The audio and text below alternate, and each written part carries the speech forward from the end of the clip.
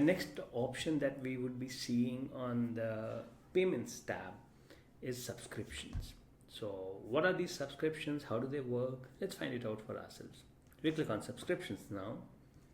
Again, more of a report where you can keep a track of customer subscriptions created via order forms. How do we create subscriptions?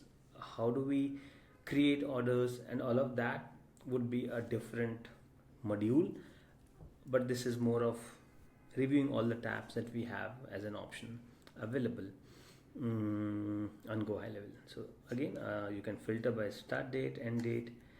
You can create further filters. You can download the data, and that's pretty much that you can do here on the subscriptions tab. Yeah. So do you have any questions until now? Feel free to ask me in the Q&A section or hit me up and I'll be there to answer you. Have a good day.